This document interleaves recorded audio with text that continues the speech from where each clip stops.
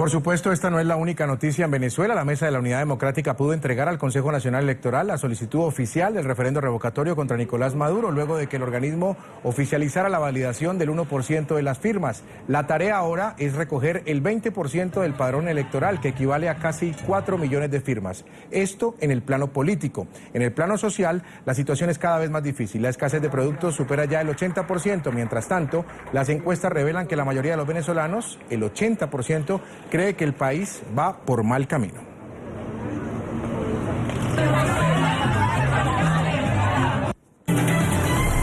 Y saludamos en el Centro Internacional de Noticias al diputado venezolano Tomás Guanipa, presidente de la Comisión del Poder Popular y Medios de Comunicación y secretario general de Primero Justicia. Bienvenido, diputado. Gracias por estar con nosotros en NTN 24. Un placer. Muchos temas en Venezuela, pero antes de hablar de lo que ya presentábamos hace unos minutos, quiero preguntarle cómo le fue con el presidente del Congreso de Colombia. Creo que se reunió con él, con el senador Mauricio Liscano. Sí, efectivamente. Hoy tuvimos una reunión con él, estuvimos un grupo de parlamentarios que venimos a hablar sobre el tema de la libertad de expresión en la región y fuimos recibidos por el presidente del Congreso. Hablamos un poco ahí del tema de la transparencia que se está llevando a cabo ahora en el Congreso colombiano, hablamos también de la libertad de expresión, hablamos un poco del proceso de paz que se está llevando en Colombia y por supuesto también sobre el revocatorio le contamos los pasos que estamos llevando y la expectativa que tenemos de lograrlo este año. Pues hablemos entonces, empecemos hablando del revocatorio. Hay vía libre para seguir en los pasos establecidos por la Constitución, obviamente. Ustedes han sido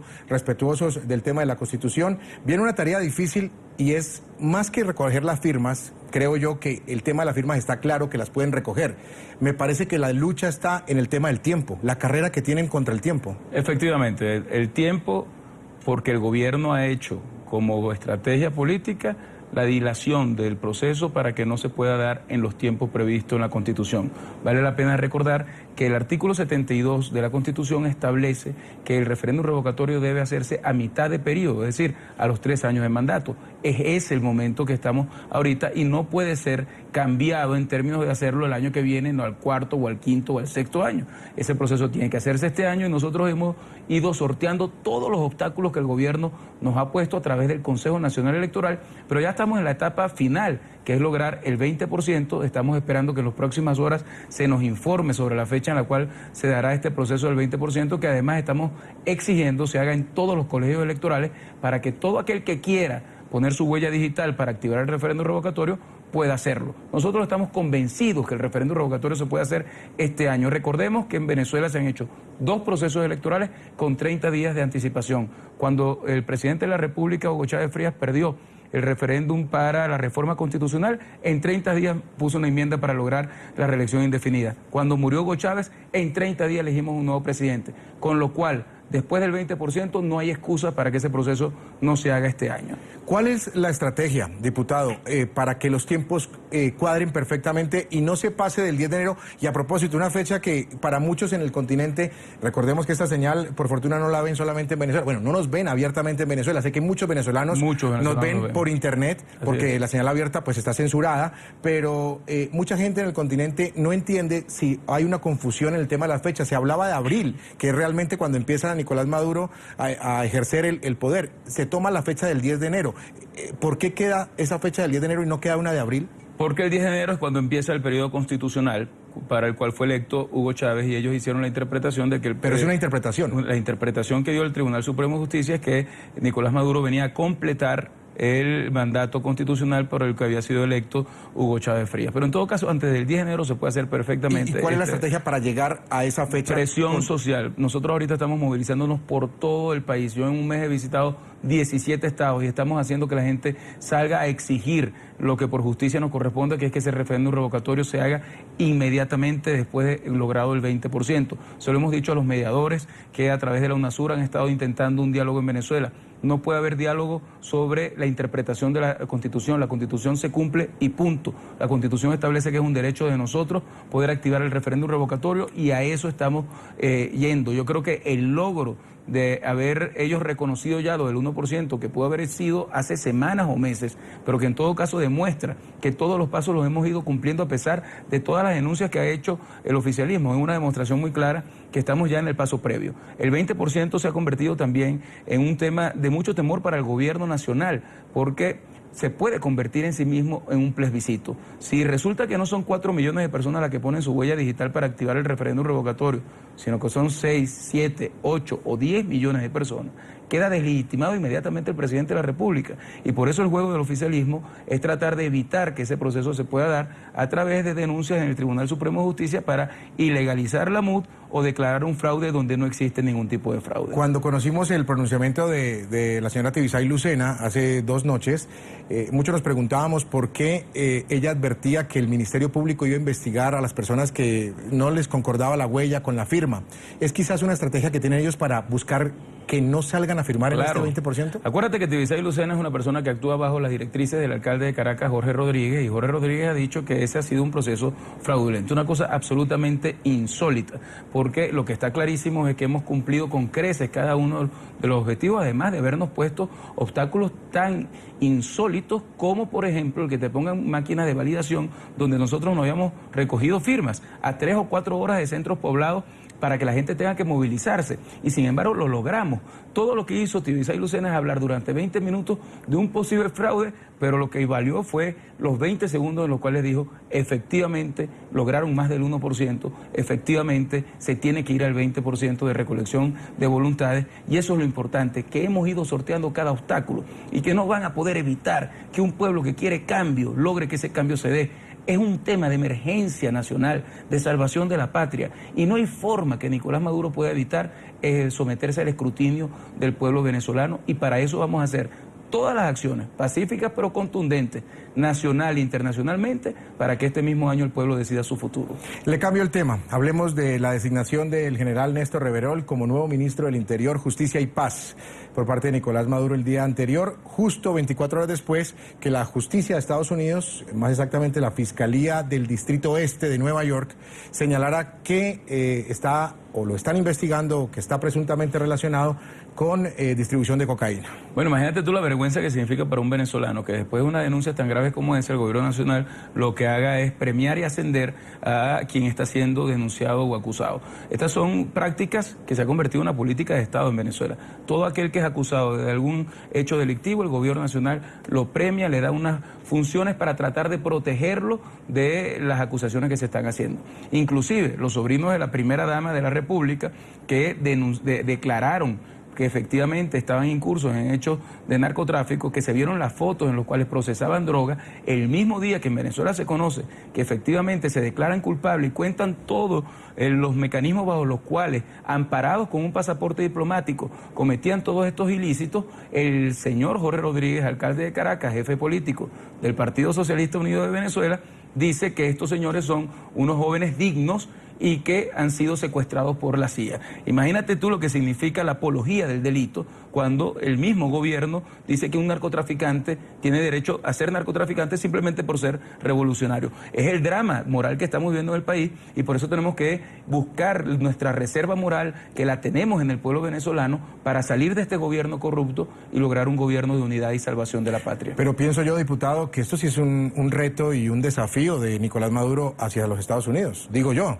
Bueno, la verdad es que Nicolás Maduro, ya lejos de desafiar, lo que hace es decir cosas que ya no tienen ni siquiera conexión entre lo que se piensa y lo que se dice, porque lamentablemente es una persona que está sobrepasada por una crisis económica, social y política que ha demostrado que no tiene ningún tipo de capacidad para ser presidente de la República. Es una vergüenza para todos los venezolanos, y hoy el 85% de los venezolanos lo que quiere es que deje el poder por una vía democrática, pero que deje el poder. La Constitución nos permite que eso pueda ocurrir, y la verdad es que cada día que pasa Nicolás Maduro en el gobierno, lo peor que nos puede pasar es que todos los días se profundiza la crisis del caos en la calidad de vida de los venezolanos, y por eso esto es un tema de urgencia nacional. Diputado, usted es el presidente de la Comisión del Poder Popular y Medios de Comunicación de la Asamblea Nacional. Hoy, uno de los símbolos del periodismo libre, el Diario El Nacional, sí, cumple su aniversario número 73, pese a los obstáculos, acosos, amenazas y restricciones de las libertades durante los últimos años en el país. El periódico más crítico del gobierno de Nicolás Maduro celebra su aniversario con su presidente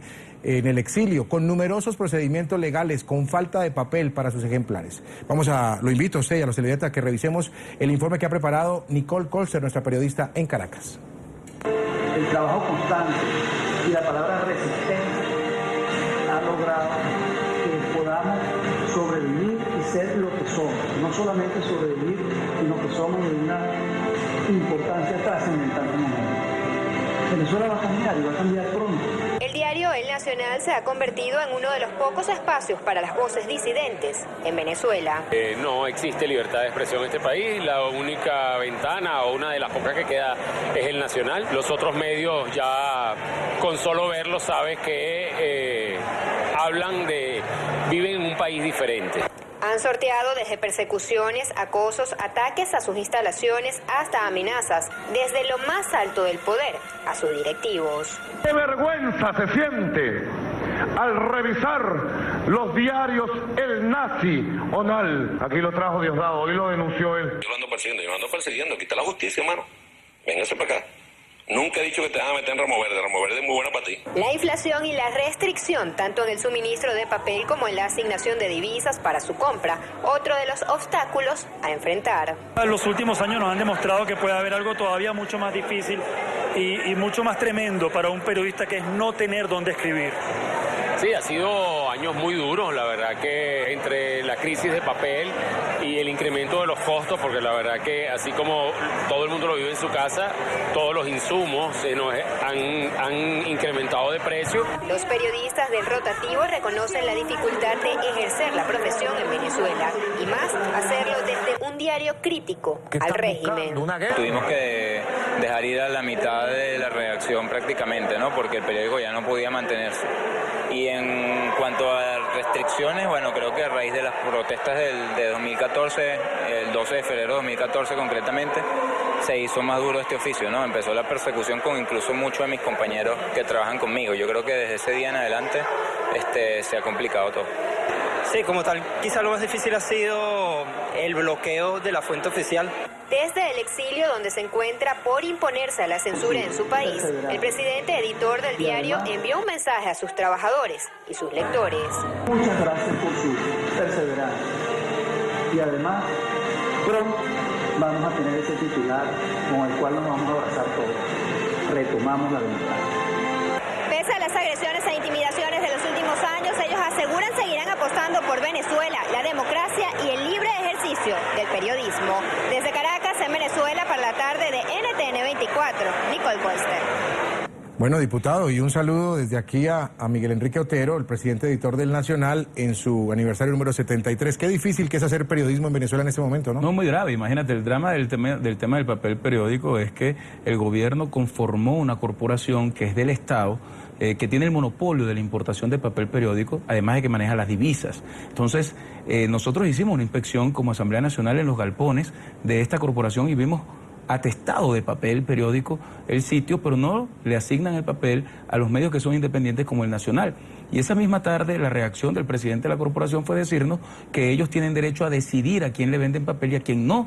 Y entonces, con una cosa tan arbitraria como esa, a quien se está afectando no solamente es al periódico en sí, sino a los trabajadores y principalmente al venezolano común que tiene derecho de tener acceso a la información. Diputado, ¿cómo se informan en Venezuela en este momento? ¿Todo lo maneja el oficialismo? ¿Todo lo maneja el gobierno? ¿Hay todavía algunas ventanas donde pueden ellos escuchar algo distinto a lo que le promueve el gobierno de Nicolás Maduro? Mira, hay una hegemonía comunicacional terrible en Venezuela. El control que tienen sobre los medios de comunicación es muy amplio y la presión que tienen sobre los medios independientes son tan graves como que el 82% de las emisoras de radio legales en Venezuela no han tenido la habilitación del gobierno para poder funcionar y pueden ser cerradas cuando les dé la gana. El canal de noticias Globovisión, por ejemplo, tiene un año que pidió la renovación de su concesión y no se la han querido renovar. Y los canales tradicionales como Televen o Venevisión le dan concesiones por apenas 5 años, teniendo siempre un revólver en la 100. Es una cosa absolutamente dramática. Mientras tanto,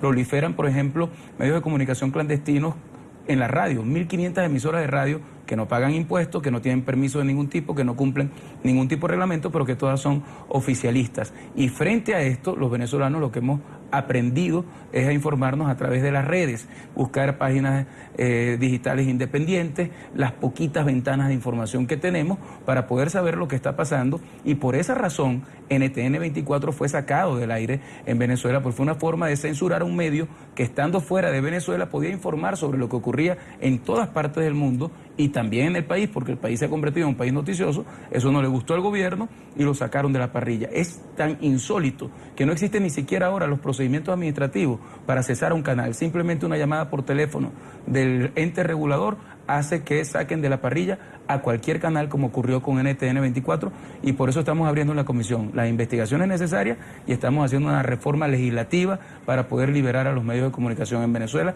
y garantizar la libertad de información y de expresión. Diputado, mil gracias por acompañarnos en nuestro Centro Internacional de Noticias. El diputado Tomás Guanipa, presidente de la Comisión del Poder Popular y Medios de Comunicación y secretario general de Primero Justicia. Muchas gracias, de verdad, y ojalá que la señal de NTN 24 pueda volver a Venezuela. Va a volver. De verdad. Créeme ojalá. que van a volver.